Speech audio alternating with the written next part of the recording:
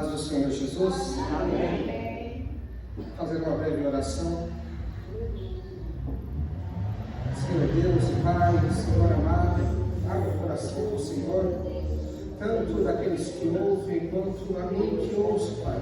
No teu coração, Senhor, esta palavra, que o Senhor me inspire para fazer de acordo com a tua vontade, mas que encontre também no coração humilde para receber a tua palavra, para abrir mão daquilo que acreditam, que conhecem acerca de um texto, para que o Senhor acrescente na vida deles, entendendo eles que é a verdade. Que o teu Espírito Santo dê a eles discernimento, para que entendam a verdade, para que rejeitem toda a mentira. Ora, Senhor, em nome de Jesus, produz, Senhor, frutos, Senhor, dignos de arrependimento e de transformação. E que o conhecimento não seja somente pelo conhecimento, mas que ele traga mudança. Pois, como diz o teu texto, transformai-vos pela renovação do vosso entendimento. Então, conforme a gente cresce, Senhor, na compreensão da tua palavra, abre-se também uma oportunidade de crescimento prático, Senhor. E é essa força do Espírito Santo, para que colocamos em prática o que aprendemos, é que eu te peço, além da inspiração e da iluminação do texto. Em nome de Jesus, amém e amém. Glória a Deus. Jó capítulo 4, no versículo 8. Glória a Deus. Rei dos reis.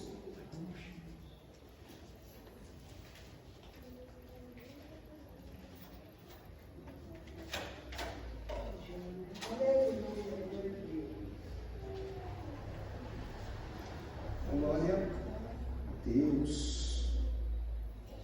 Jó capítulo 4, versículo 8. Isso, livro de Jó. Vamos entrar agora no discurso de Elifaz. Nós vimos que a crença antiga dizia que aquele que está em luto e em sofrimento, somente quando ele abre a sua boca e inicia-se as primeiras palavras, é que os outros poderiam falar. Então eles ficam durante 7 dias em silêncio. Mas Jó rompe o silêncio, fazendo uma lamentação no capítulo 3, amaldiçoando a sua vida. Ele está desabafando, colocando para fora toda a dor que estava no coração dele. E quando fazemos isso de uma maneira, vamos dizer, sem que a gente considere e meça cada palavra, acaba saindo algumas coisas ofensivas e erradas diante de Deus. Então a gente aprende a ter cuidado com o desabafo, porque uma coisa é ter sinceridade, a outra coisa é a gente blasfemar, é a gente falar coisas não respeitando a grandeza de Deus e tratando Ele como um amigo, como qualquer. Reverência a Deus. E Jó, ele vai fazer esse discurso e agora ele está dando o quê?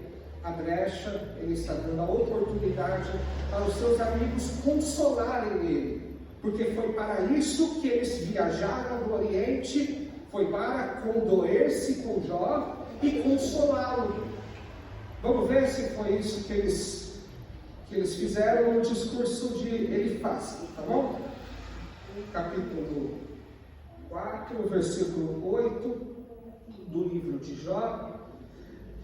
Diz assim: segundo o que temos visto, os que lavram iniquidade e semeiam o mal, eles cegam e colhem isso mesmo. Eita, não era para consolar Jó? Agora olha esses outros textos. Jó capítulo 5, versículo 3. Eu bem vi o louco lançar raízes, mas logo amaldiçoei a sua habitação. E Jó 42, 7.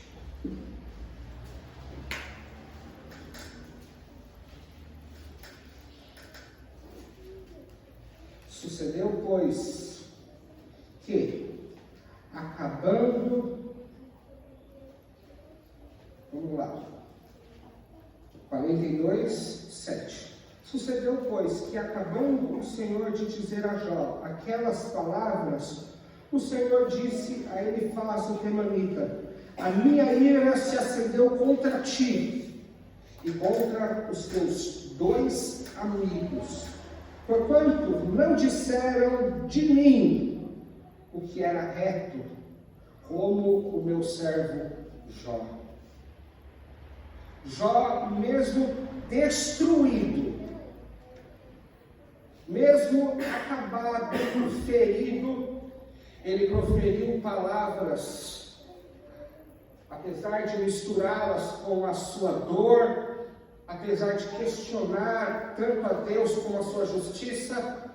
Entre esses momentos de desespero, Jó falou que era reto, acerca da doutrina de Deus, acerca do sofrimento. Mas esses homens não. Mas se você for ler os capítulos que Elifaz e os amigos de Jó, eles discursam, você vai parecer que é tudo verdade. Porque eles vão pintar uma poesia e eles vão falar coisas que é verdade. Ou Deus não pune o ímpio? Deus pune o ímpio. Mas a verdade aplicada na pessoa errada, na comunidade errada, no momento errado, ela vai receber repreensão de Deus como se fosse algo que não veio de Deus. Primeiramente, vamos ver quem é Elifaz. Elifaz, ele também é um descendente de Esaú. Ele também é um homem edomita. Pela idade deste homem, pois ele é o mais velho dos 3, porque a palavra sempre é dada para o homem de maior idade, isso se chama geroncracia, onde o mais velho ele tem domínio e ele também tem preferência sobre os mais novos, tanto na mesa quanto no falar, em todas as coisas. Era uma maneira de respeitar a sabedoria. Os mais velhos simbolizavam a sabedoria, por isso eles tinham a palavra. Outros falam quando eles passam a palavra. Então ele faz dos amigos de Jó, ele é o mais velho. Ele é edomita. Sabemos que nesse tempo, como nós vimos em Gênesis 36, houve um momento em que Esaú se desfaz de Jacó, porque não cabiam os dois e os dois rebanhos, pois eles eram muito ricos. No primeiro dia do estudo de Jó, nós vimos isso, acerca das coisas históricas.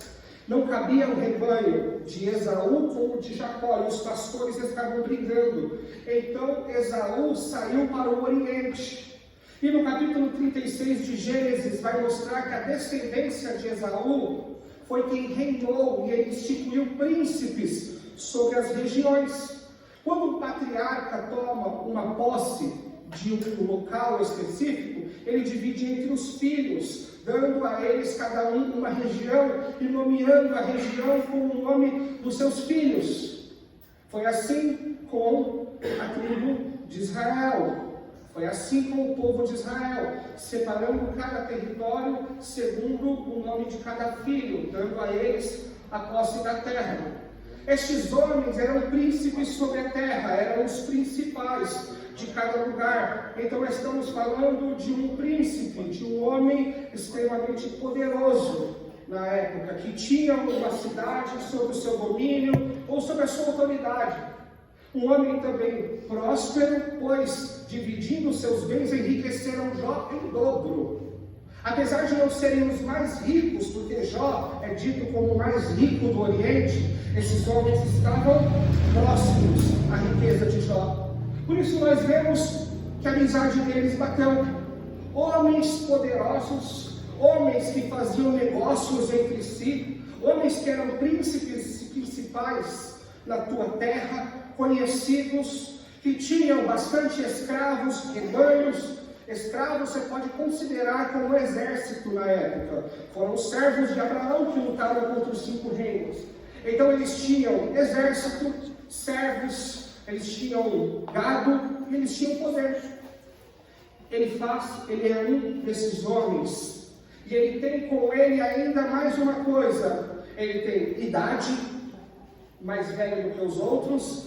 E ele tem também uma coisa. Ele é de uma terra onde é o berço da sabedoria antiga. Olha Jeremias 49, versículo 7.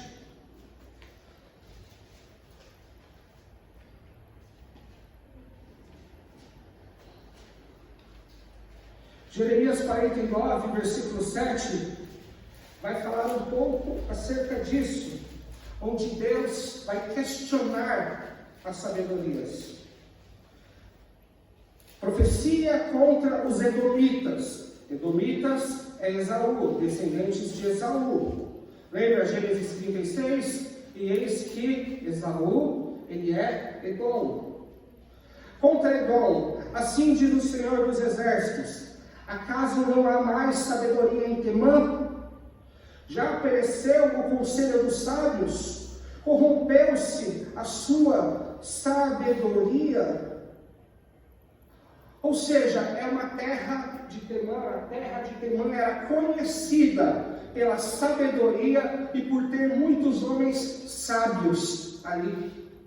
Muitos consultavam a sabedoria destes homens acerca da filosofia, acerca do sentido da vida, acerca para onde vai após a morte, coisas complexas do dia a dia, consultavam estes homens de Temã.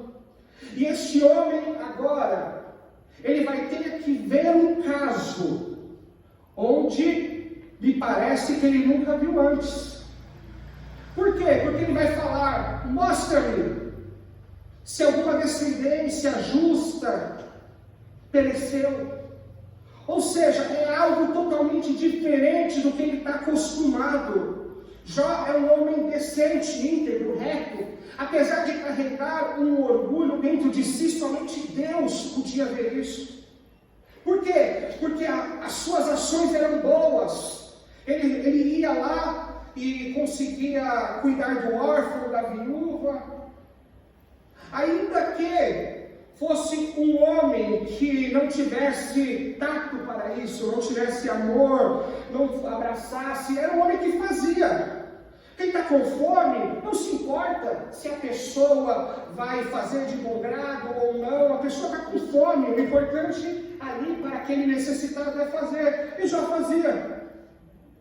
Então não há nada que os amigos de Jó pudessem falar contra ele, a não ser que adivinha todo o conhecimento e a revelação de Deus do interior de Jó. Porque exteriormente não dá para pegar Jó em nada, a não ser nas suas motivações, no seu coração, na sua arrogância e no seu orgulho. E todas essas coisas são pecados interiores. O homem pode analisar a sua ação, mas nunca vai conseguir saber a sua motivação. Mas Deus sabe, porque ele fala: o homem vê. Mas Deus não vê como o homem vê. O homem vê um estereótipo, aquilo que está diante dos olhos dele, a boa ação, as características físicas, ele vê o que está acontecendo. Mas Deus, ele examina o coração. Então, para pegar Jó em qualquer tipo de pecado, precisava ser a espada do Espírito Santo de Deus. Porque a espada do Espírito é uma faca de dois gumes, que penetra entre a alma e o espírito, vai até as juntas e medulas, é apta para discernir pensamentos. A palavra consegue discernir pensamentos e intenções do coração.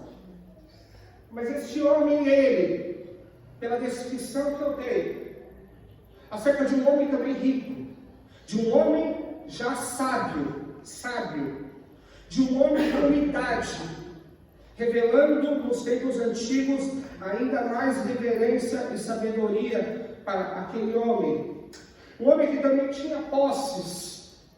E agora o discurso duro deste homem mostra que as suas intenções mais parecem destruir um adversário do que consolar um sofredor. E parece que este homem ele está contaminado por uma rivalidade, porque talvez caindo Jó eu seja o maior do ambiente. Talvez caindo Jó eu seja o mais sábio. Caindo Jó eu seja o mais rico. Caindo Jó, talvez eu esteja em evidência como o maior de todos. Porque este homem, ele não vai passar bálsamo em ferida alguma. Ele vai apertar a ferida de Jó com os dedos. Ele vai causar ainda mais sofrimento em Jó. E quando alguém vem dessa maneira, de uma maneira de rivalidade, ter a oportunidade da palavra, porque Jó, quando ele fala, depois ele se cala, dando oportunidade para os outros consolá-lo, falar palavra de ânimo, falar fica firme, estamos aqui. Quando Jó abre essa oportunidade para ser ministrado por Deus, este homem, ele vai falar essas coisas, como por exemplo, você não aconselhou a todos, não disse para ficarem firmes na fé? Porventura agora que a dor vem em você, ficas inquieto e impaciente. Ele disse isso para Jó logo no capítulo 4, nos primeiros versículos. Você consolou a muitos, falou acerca da justiça de Deus, o quanto Ele é amoroso, mas agora que o chicote escalou em você, você fica impaciente e fala essas besteiras. Ou seja, Jó, você está sendo hipócrita, porque ensinou a muitos, ensina-te a ti mesmo, falou da boca para fora, mas a palavra não serviu para você, porque você está desesperado. É uma maneira de consolar. E quando usamos essa maneira de rivalidade como pensamento de destruir um adversário, uma competição dentro daquilo que é santo e sagrado, obviamente todos os nossos esforços como ministro, ainda que eu conte um poema maravilhoso em forma de poesia, bem estruturada, como fez Elifaz, porque estamos falando de um homem sábio, um homem que maneja bem a palavra, um homem erudito. Então você vai ver que ele fala tão bem a ponto de nos convencer que ele é um homem verdadeiro e que suas palavras são retas. Mas no capítulo 42, Deus disse assim: a minha ira se acendeu contra você, porque você não falou de mim o que é correto.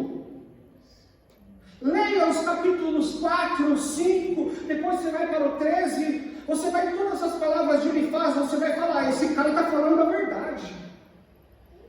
Esse cara está falando a verdade, porque ele está falando que Deus pune o ímpio, Deus pune. Ele está falando que não há ninguém tão grande como Deus, e não há. Ele está falando verdade, mas ele pega recortes da verdade para validar aquilo que ele acredita. O que ele acredita? Que Deus, ele apenas retribui de acordo com aquilo que plantamos. E se fosse assim, verdadeiramente, toda a humanidade já teria perecido. Se fosse para retribuir, segundo a lei, o pecado de cada um em nós mesmos, todos já teriam perecido. Ele arruma um jeito amoroso e maravilhoso para executar a sua justiça em nós, juntamente com seu amor, punindo ele a si mesmo na pessoa de Cristo, entrando como fiador da dívida e recebendo a condenação e todo o sofrimento.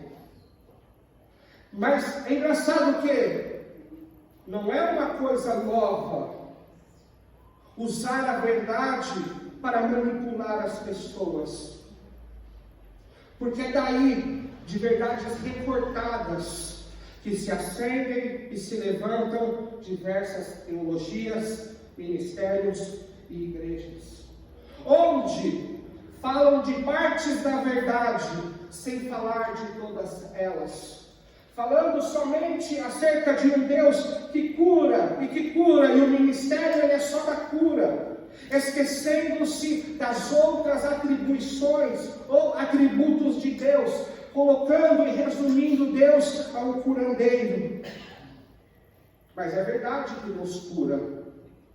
Mas se eu pegar recortes da Bíblia apenas para defender somente isso que eu acredito, eu vou estar levantando uma heresia, uma seita, eu vou estar dizendo o que Deus disse. Não é verdade o que você falou de mim. Mas eu disse que você cura. Mas eu disse que você faz. Eu disse que o Senhor é poderoso. Sim, mas você está analisando a vida de Jó. Você está analisando o sofrimento do justo. E tudo que você falou é apenas para defender aquilo que você acredita. Observe os textos. Jó, capítulo 4, versículo 8. Segundo o que tenho visto, ele faz. Ele vai analisar acerca do sofrimento do ímpio, segundo as suas experiências pessoais. Ele é um senhor de idade, cheio de sabedoria, então ele está tão confiante no seu conhecimento, no seu poder de avaliação, que ele olha o sofrimento de Jó e vai começar dizendo, segundo o que eu tenho visto. Olha também Jó 5,3 que nós lemos. Bem vi eu o louco lançar sementes. Ou seja, a base para a avaliação do caso de Jó é a sua própria sabedoria, conseguida através de sua experiência. Ele é um filósofo, um homem cheio de conhecimento, um homem observador, mas os casos complexos acerca da justiça de Deus e o trabalhar de Deus nunca poderão encontrar solução através da sabedoria e conhecimento humano e nem através de experiências pessoais. Porque foram através de experiências pessoais que Ellen White, através de um sonho, uma experiência, de um anjo que revelou para ela uma Bíblia, ela criou a Igreja Adventista. Foi através de um anjo chamado Maloré, que apareceu em sonho e foi feito e criado as Igrejas dos Mormons. Foi através de um sonho, de uma visão que Maomé recebeu, e a partir daí criou o Islã, que hoje persegue, na sua parte radical, cristãos, judeus, e colocam-se como a nação pura que tem que exterminar todas as outras. Arrancam cabeças, queimam crianças e filmam todas essas coisas. Sabe como essa religião foi criada? Sonhei. Base é uma experiência pessoal. E ela serve para o trabalhar de Deus pessoal. Mas essa experiência pessoal, ela não serve para criar regra de fé e nem doutrina alguma. Percebe-se que ele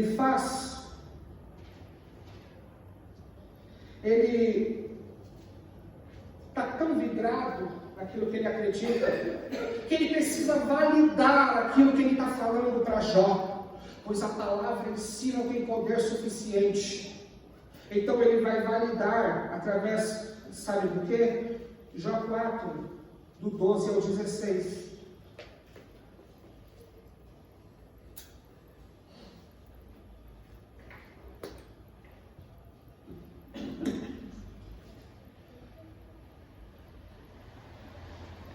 Vamos lá, 12. Uma palavra ele me disse, em segredo ou no secreto me falou ele. que os meus ouvidos perceberam um sussurro dela, entre pensamentos e visões de noite, quando cai sobre os homens o sono profundo, sobreveio-me um espanto e um temor, e todos os meus ossos se estremeceram. Então um espírito passou por diante de mim, fez-me arrepiar os fios de cabelo, e também os pelos da minha carne. Parou ele, mas não conhecia a sua feição. Um vulto estava diante dos meus olhos, calando-me, ouvi uma voz que dizia: olha a voz. Seria porventura o homem mais justo do que Deus? Seria porventura o varão mais puro do que o seu Criador? Deus, no capítulo 42, disse: não falou o que é reto ao meu respeito, não disse a verdade sobre mim. Ora, isso aqui que ele está falando, porventura o homem pode ser mais reto do que Deus? Porventura o barro pode ser mais santo do que o oleiro? É verdade. Mas ele colocou o quê? Todo aquele suspense. Nossa, senti um arrepio, sonhei de noite, me veio visões, um vulto passou por mim, eu senti minha carne estremecer, e uma voz me disse, sussurrando: tudo mentira. Apesar das palavras dele serem corretas, a revelação que ele disse ter era tudo mentira. Não há homem mais justo do que Deus, isso é verdade. Talvez o conselho que ele queria dar para Jó, inseguro do seu próprio conselho, ele se escondeu atrás do: foi Deus que disse. Porventura nós que somos crentes, não estamos aptos, nós, tirando a trave dos nossos olhos, sendo humilde de coração e tendo uma vida provavelmente, ou no máximo do nosso esforço, correta diante de Deus, porventura não é para aconselharmos uns aos outros? Sim. Então, se eu sinto algo a qual eu conheço acerca da tua vida, eu chego, sento-me com você, te chamo para tomar um café e digo: olha, eu acho isso. Por que você não faz assim? Eu acho que você está indo por um caminho errado. Não. Para validar essa minha opinião, muitos falam: assim diz o Senhor. Para que não haja nenhum tipo de objeção. E talvez a pessoa não concorda com aquilo, mas se foi Deus que disse, eu me sinto meio que sem jeito para dizer: não é verdade. Para dizer: você está um pouco equivocado. Ou para dizer: o meu caso é mais complexo do que isso que você está dizendo. O caso de Jó é complexo. E este homem, cheio de sabedoria, de posição, cheio de tudo o que ele é, o segundo no Oriente, ele vai se sentir sem confiança. E ao invés de dizer para Jó, eu acho isso, ele vai falar: sonhei, me arrepiei, eu vi um vulto, me contaram. E lá no final Deus vai falar: não fui eu que falei com você, nada. Minha ira se acendeu contra ti. E Jó vai ter que sacrificar por suas mentiras. Observe que estamos aptos, mediante ao bom testemunho, e mediante a sensibilidade de Deus, a aconselhar com amor, a aconselhar com carinho e conduzir aquele que nós vemos andando pelo caminho errado, conduzi-lo ao arrependimento, conduzi-lo ao Senhor Jesus com todo carinho. Mas quando o homem usa de tais palavras para derrotar um adversário, para fazer a rivalização e derrubar um rival, o que acontece? Ao invés do coração de Jó se quebrantar, o coração de Jó endurece ainda mais. Este homem ele vai dizer assim: olha, Jó, você acha que só você é sábio? Você acha que só você sabe das coisas e detém o entendimento de Deus? Porventura, você acha que não tem anciões no meio do nosso povo e que sabe acerca da sabedoria muito mais que você? Ou seja, perdeu-se o foco de conduzir em amor, perdeu-se o foco de compadecer, e tratava-se agora de uma guerra de palavras. Quando não há amor e só há conhecimento, quando há rivalização, em vão se prega a palavra. Porque eu não posso subir aqui e ter rivais e nem adversários, para não fazer uso dessa oportunidade sagrada, para validar o que eu acredito, ou para derrubar os meus rivais, para talvez eu me sentir-se um pouco superior.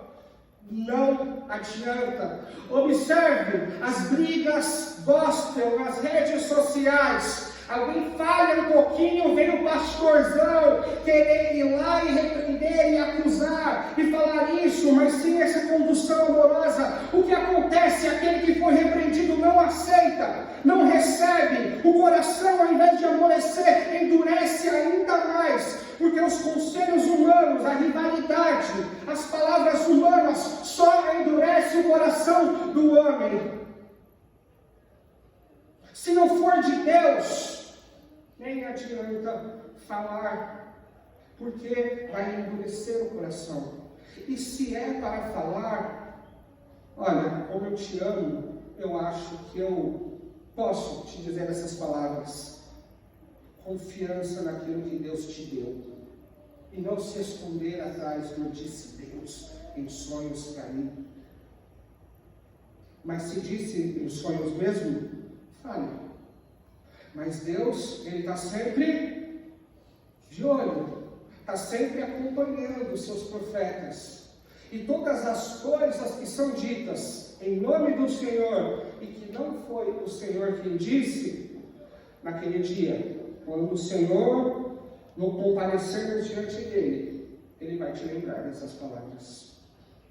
Jeremias 23, versículo 16. Assim diz o Senhor dos Exércitos: não deis ouvido à palavra dos profetas que entre vós profetizam. Fazem-vos desvanecer, falam da visão do seu coração, não da boca do Senhor. Eles dizem continuamente aos que me desprezam: o Senhor disse, paz tereis. E qualquer que andar segundo a dureza do seu coração, dizem, não virá mal sobre vós. Porque quem esteve no conselho do Senhor e viu e ouviu uma palavra? Quem esteve atento à sua palavra e ouviu? Eis que saiu com indignação a tempestade do Senhor, uma tempestade penosa, será cruelmente sobre a cabeça dos ímpios. Não se desviará a ira do Senhor até que execute cumpra os desígnios do seu coração. Nos últimos dias entendereis isso claramente. Não mandei esses profetas, contudo eles foram correndo. Eu não lhes falei, contudo eles profetizaram. Mas se estiverem estado no meu conselho, então teriam feito o meu povo ouvir as minhas palavras, e o teriam feito voltar do seu mau caminho e da sua maldade, das suas ações. Ou seja, o Senhor, Ele revela aos seus profetas. Mas existe alguns que não participaram deste conselho de Deus. Quando Deus revela essas coisas, eles não estavam ali para ouvir o Senhor. E eles correm para dizer aquilo que não ouviram. Talvez com o coração querendo fazer o bem. Talvez, olhando na sua análise humana e querendo resolver coisas, eles vai lá e diz uma coisa que não tem resultado, porque o haja luz, aquele que traz vida, é a voz do Senhor. É a palavra do Senhor que traz resultado verdadeiro e genuíno. Ou seja, houve um conselho, Deus revelou sim suas palavras, pois ele nada faz sem revelar aos seus servos e profetas, mas este não estava no seu conselho, não estava na comunhão, não estava na filiação, não recebeu algo do céu. Talvez outros tenham recebido e se calado, mas esses não receberam. E falaram isso. Ele é um homem que sem confiança no seu conselho se esconde atrás da espiritualidade. Se esconde atrás do eu sonhei ou assim diz o Senhor. E é por isso que Jó, ele não aceita. Por quê?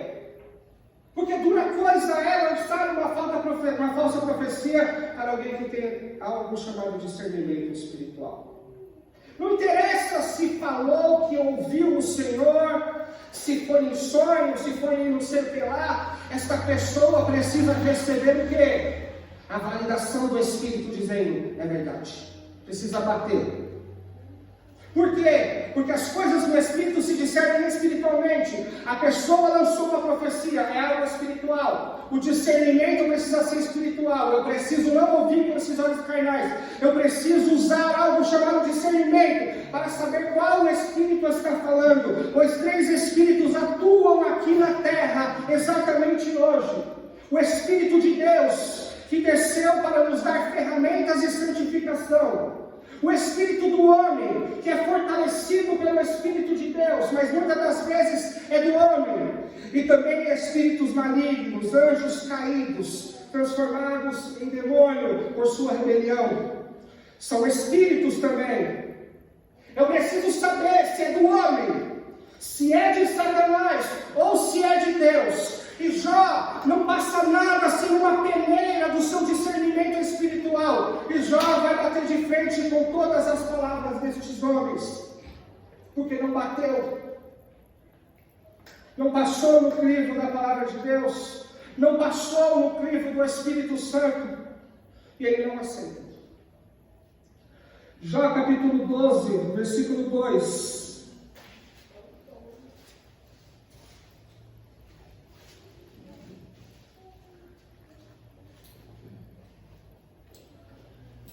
Então Jó respondeu e disse, na verdade, que vós sois povo, e convosco morre a sua sabedoria.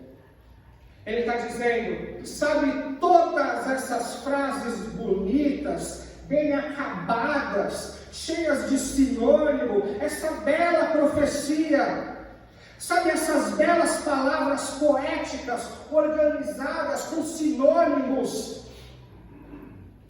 Ele está dizendo, são só ditados populares, que juntamente com o ímpio, os ditados do ímpio populares vai morrer com eles.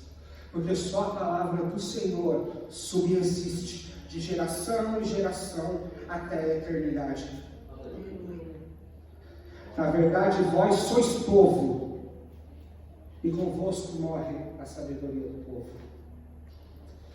Jó capítulo 13, 4 e 5.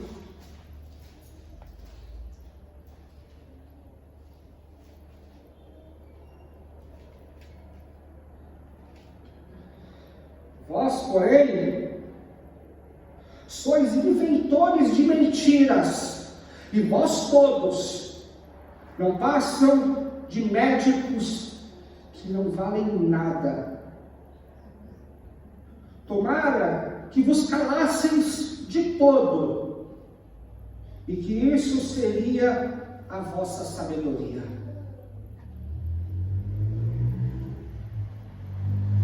Pesado, hein, Jó? Jó 16, 4, do 2 a 4. Eu tenho ouvido muitas coisas como estas. Todos vós sois consoladores molestos. Porventura não terão fim estas palavras de vento? Ou que te irrita assim para responderes a mim? Falaria eu também como vós falais, se a vossa alma estivesse no meu lugar, ou eu não emploaria palavras contra vós, de maneira que manearia contra vós a minha cabeça? Antes, eu vos fortaleceria com a minha boca, e a consolação dos meus lábios abrandaria a vossa dor. Jó 19, 2 e 3. Já 10 vezes me envergonhastes.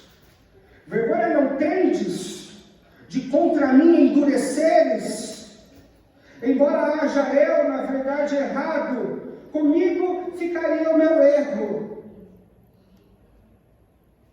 21 e 22, do mesmo capítulo 19.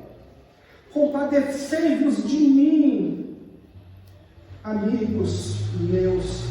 Compadecei-vos de mim, porque a mão do Senhor me tocou. Por que me perseguirias assim como Deus? E da minha carne não fartais. Jó está entendendo o quê? Que não há consolação naquelas palavras dos amigos. Ele está entendendo que aqueles que iriam abrir a boca para abraçá-lo com suas palavras, para fortalecê-lo a esperar um pouco mais, para confiar no Senhor, aumentando a fé deles, dizendo: eu estou contigo, não abriram a boca para isso. E as palavras que disseram contra ele foram palavras de consoladores que batem, consoladores molestos, consoladores que vão até a casa do luto para dizer coisas horríveis, para chutar um cachorro morto, para bater em alguém já indefeso. Para você ter uma ideia, humildade vai dizer assim: seus filhos morreram, somente colheram o mal que fizeram. Eles atacaram até os filhos de Jó, como não acharam respostas dentro da teologia deles, dentro da sabedoria deles, eles começaram a atirar por todos os lados, dizendo para Jó que ele enriqueceu às custas da viúva, não ajudando viúvas, e às custas do órfão. Enriqueceste às custas da viúva e do órfão, dizendo que os seus filhos só morreram porque foram pecadores e pagaram apenas o que plantaram. E Jó está escutando todas essas coisas, dizendo: é assim a consolação? É assim o amor?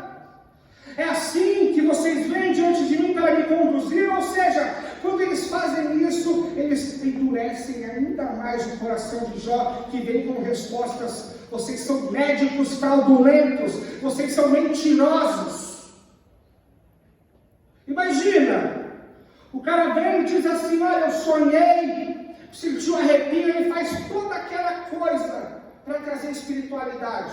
Ele vai pintar a espiritualidade primeiro, fazendo um monte de coisa. Arrepiou meu corpo, eu vi o vulto, a luz desceu, o anjo apareceu nos 4 cantos. Ele vai fazendo aquela coisa para você falar: opa, o negócio é espiritual, o negócio espiritual. Ele veio com a palavra: ó, é isso.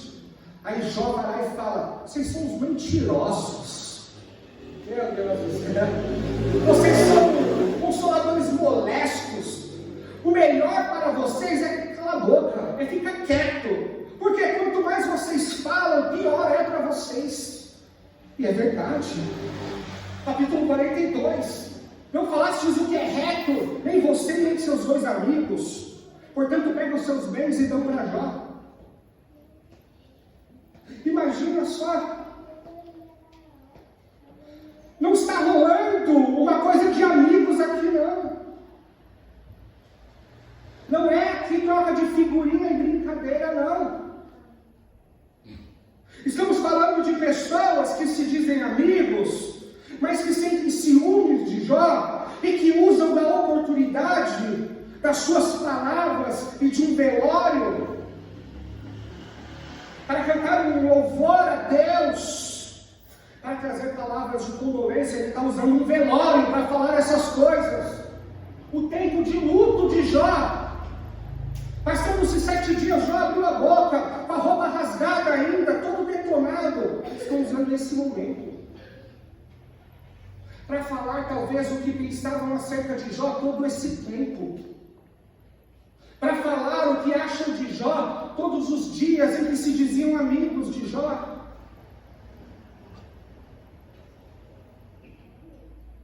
Difícil é ter conhecimento e não ter o tato, o amor e a espiritualidade verdadeira.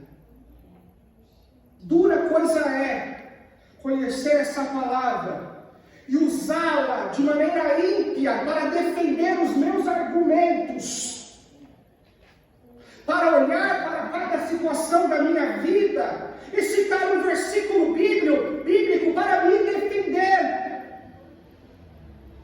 Usar a palavra da verdade a benefício próprio com versículos isolados. Para que quando alguém me questionar, eu falar assim: olha, está escrito aqui, para não questionar o profeta. Olha, está escrito aqui que aqueles que não... Ei! Deve o ministro sujeitar a palavra de Deus, senão a palavra não está sujeita ao ministro para ele fazer dela o que quer. Ele está preso no texto e no contexto do que aconteceu. O ministro ele não é totalmente livre dentro das Escrituras, pelo contrário, ele está preso no seu contexto. E ele precisa ter ferramentas para a compreensão do texto. Ele precisa ter ferramentas para compreender o texto. Chamam isso de hermenêutica, que é o que? A capacidade de interpretar o texto. Ferramentas. Preciso saber sobre a tradição judaica.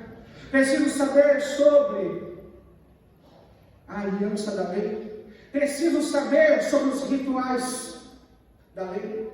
Preciso saber sobre Gênesis, Êxodo, Levítico, Deuteronômio, Josué, Juízes, Reis, Crônicas, para eu conseguir pegar o texto no Novo Testamento e analisá-lo com toda a perfeição. A Bíblia explica a Bíblia. A Bíblia explica a Bíblia. Então eu preciso ter essas coisas. Senão, o que vai acontecer? Eu vou ter um entendimento meu e vou ficar pegando versículos bíblicos para defender o que eu acredito. E se alguém falar para mim: olha, mas isso aí é uma heresia, eu vou pegar esses versículos isolados e vou citá-los para defender a minha tese. Jó não aceitou. O caso de Jó é complexo. Ele precisa ser avaliado segundo a luz do conhecimento eterno de Deus. Ele não pode ser avaliado através de experiências próprias. Eu passei por muitas coisas na minha vida, mas as coisas que eu passei não vão me deixar apto para julgar e tomar decisões acerca das coisas que você está passando. A Bíblia sim. Porque todas as minhas experiências, elas são úteis e válidas, mas ela vai bater com uma coisa diferente. Uma coisa que vai anulá-la. ali é outra pessoa, é outra criação. Os pais ensinaram outra coisa, ela viveu outras coisas na vida dela. Então, apesar do meu conhecimento, eu tenho que ir com cuidado e não julgá-la segundo o que eu acredito e segundo a minha própria história. Através de experiências pessoais, onde Deus revela para alguém, para essa pessoa, não mais usar algum tipo de coisa, calça. Eu estou usando o exemplo,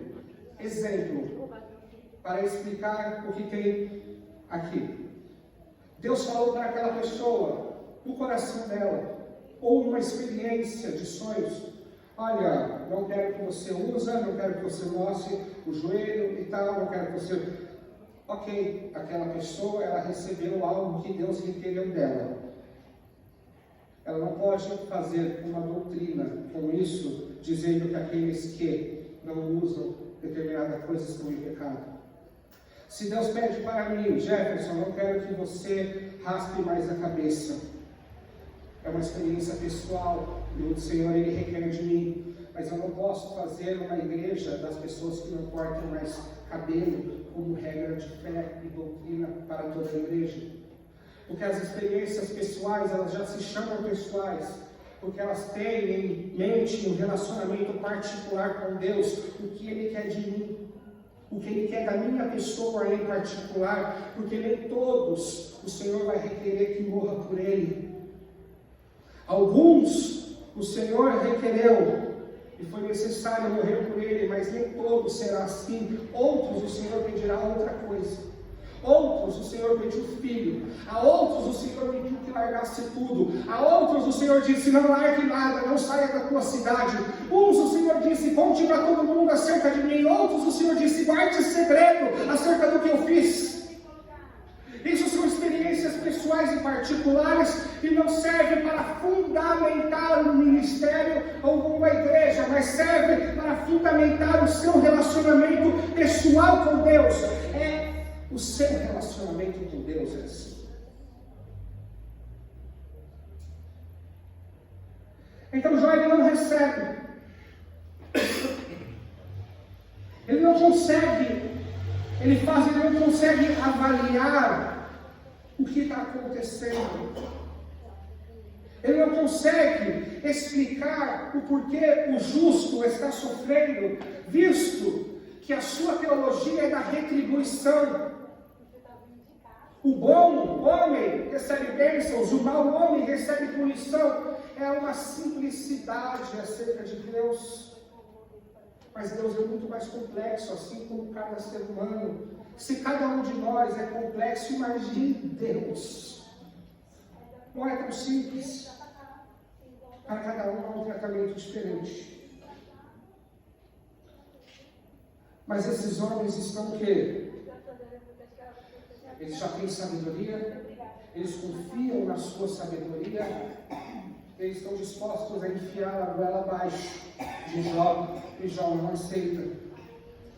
Olha o que diz Lucas 5, 37.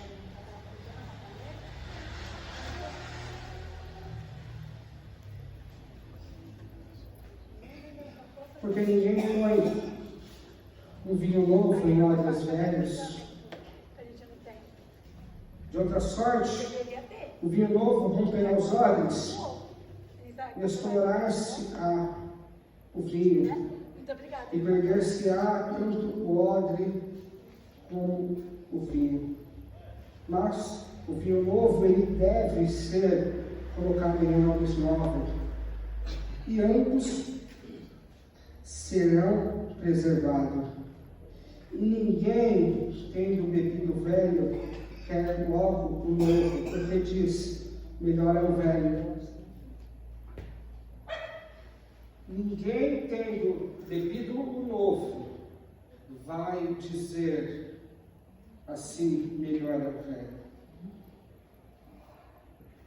É interessante que o Senhor está falando não de vinho aqui, mas de uma nova visão de mundo e de vida. Ele está falando que ele está ensinando algo novo e poderoso. É poderoso. a ponto de borbulhar e estourar o odre velho, porque o vinho novo, ele fermenta, ele solta bolhas, e estando ele no odre, ressecado, velho, desgastado, odre é um recipiente feito com couro, e quando esse couro vai perdendo a elasticidade, tomando sol, vai ficando rachado, o vinho novo que fermenta, ele vai inchando o odre, até estourá-lo, aí perdeu-se os dois, o odre e perdeu-se o vinho. O Senhor está querendo dizer que, com as filosofias e pensamentos antigos, você não consegue suportar e receber o novo. Se você tiver uma vida baseada nas coisas antigas, fundamentadas numa crença antiga, você precisa se desfazer dela para receber o novo. E esses homens, eles estão dispostos a permanecer insistindo naquilo que eles acreditam, mesmo não tendo respostas para as coisas que eles estão vendo. Mesmo que a sua doutrina, o seu conhecimento não encontre respostas para algo que está diante do olho deles, eles, por orgulho, eles não rejeitam. Por orgulho, eles não rejeitam aquilo. Não adianta você ficar ali, tentando, mediante sua própria força, empurrar o Evangelho em alguém que está preso em outra religião. Porque se você forçar de uma maneira que a pessoa não perceber amor, ela vai endurecer, assim como Jó fez. Ela vai entrar em uma competição de palavras. Você vai falar da imagem, ela vai falar da idolatria acerca das celebridades gospel. Quando você falar de algo ali, ele vai acusar algo aqui e vai virar uma briga, onde não há resultado e conversão nenhuma. Então é necessário que receber algo novo, é necessário estar totalmente vazio. Pregamos acerca de estar cheio, mas todas as vezes que a Bíblia se refere a um vaso, a qual é enchido, uma panela milagrosamente enchida, era necessário que ela estivesse vazia, para que Deus pudesse colocar. Deus, ele pede o que para Eliseu? Para que aquela viúva pegasse coisas vazias para serem preenchidos. E muitas das vezes nós não queremos soltar aquela doutrina que aprendemos desde os nossos antepassados para receber algo novo de Deus. Foi citado, eu repito, Romanos 12:2. Não vos conformeis com este mundo, mas transformai-vos pela renovação do vosso entendimento. Não há como você mudar se você não acreditar em algo novo, se você não aprofundar a sua revelação, ou entendimento, ou iluminação acerca de Deus. Não há como haver mudança sem o conhecimento do novo de Deus. Porque eu vou mudar em quê? Sendo que tudo aquilo que eu sei, eu tenho praticado, em que eu vou mudar? É necessário algo novo, que Deus revele alguma coisa nova em nós para que haja mudança. E muitas das vezes Ele vai pedir para avaliarmos a nós mesmos, porque a mudança que Ele quer normalmente é converter-se de alguma coisa que ainda estamos agarrados.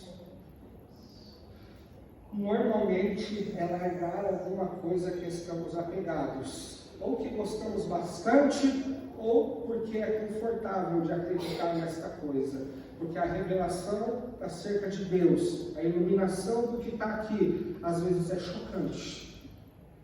A gente prefere ficar abraçado no ursinho de pelúcia, porque às vezes o que está aqui é chocante, mas é isso aqui que vai nos transformar e vai nos sarar.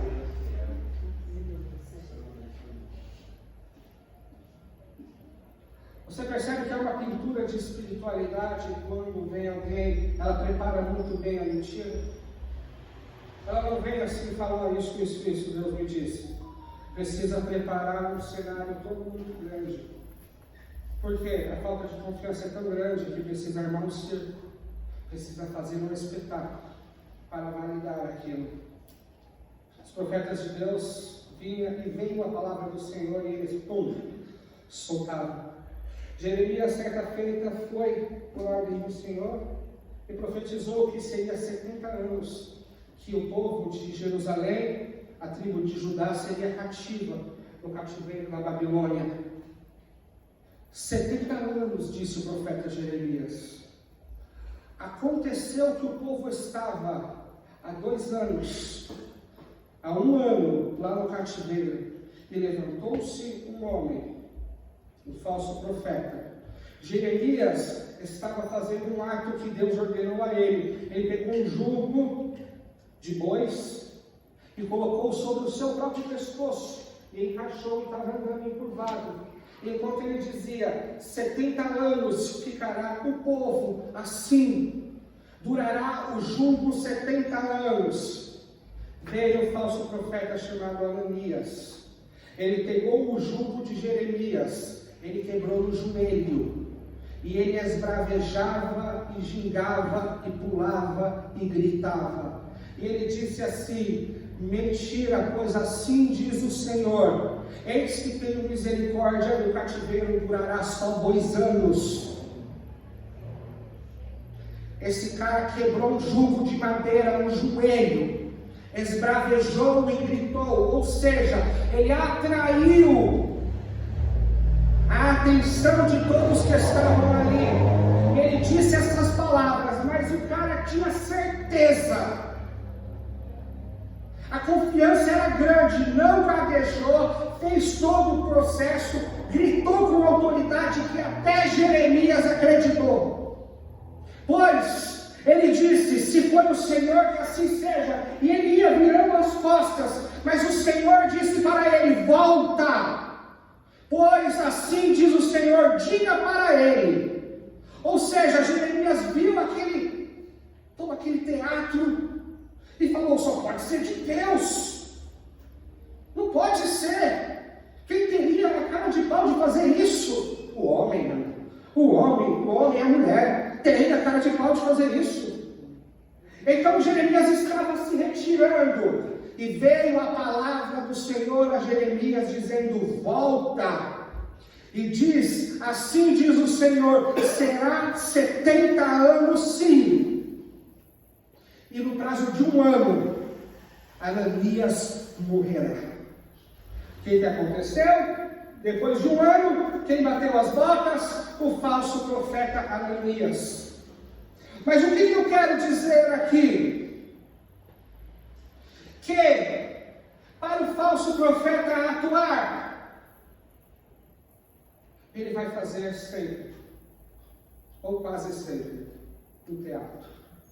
E ele vai trazer um cenário espiritual para que você não pense, para que você apenas aceite, para que você não veja se está nas Escrituras, para que você não use o discernimento. Ele vai fazer tudo isso para você simplesmente engolir aquelas palavras.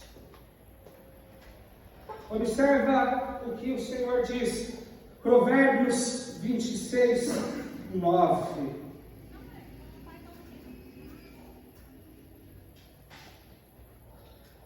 Como um galho de espinhos na mão do bêbado, assim é o provérbio na boca do insensato. O provérbio são sabedoria. Provérbio e sabedoria naquele tempo são sinônimos. Ele está falando que a sabedoria na mão de alguém corrupto, que não sabe usar, é um galho cheio de espinhos, vai machucar as pessoas e a ele mesmo. Ou seja, um bom pregador, mau caráter, não salva ninguém, só machuca a si mesmo e as pessoas. Pois Judas, o seu mau caratismo vai fazer ele separar versículos isolados para defender o que ele acredita ou para conseguir aquilo que ele quer, seja um mover, seja um dinheiro, seja um resultado a qual certamente será cobrado depois, alguma coisa. Mas para Deus, todo esse dom, para alguém que não sabe usar, é uma vara cheia de espinhos. Vai sair machucado esse cara naquele último dia. Vai sair machucado esse cara e as pessoas que o ouviram. Judas, capítulo 1, versículo 12.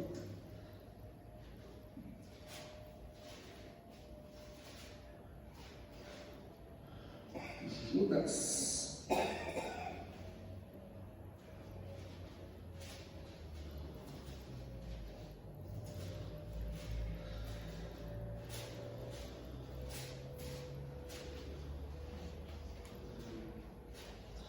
Judas, capítulo 1, versículo 12. Estes são manchas em vossas festas.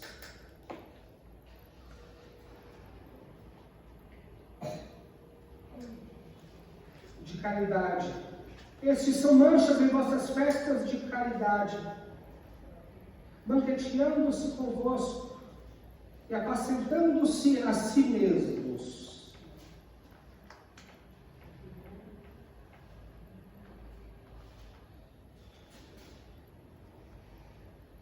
Sem temor. Eles são nuvens sem água, levadas pelo vento. De uma parte e para a outra, são como árvores murchas, infrutíferas, 2 vezes mortas, desarraigadas ou sem raiz. O ímpio, o falso profeta, que tem como combustível da sua mensagem a autopromoção, Judas vai dizer: apacentores de si mesmos. Ele usa da oportunidade para pregar, e o alvo deles não é fazê-los crescer, é crescer a si mesmo. O alvo deles não é vos fartar, é fartar a si mesmo. Amantes do próprio ventre, cães gulosos, o apóstolo Paulo chama eles.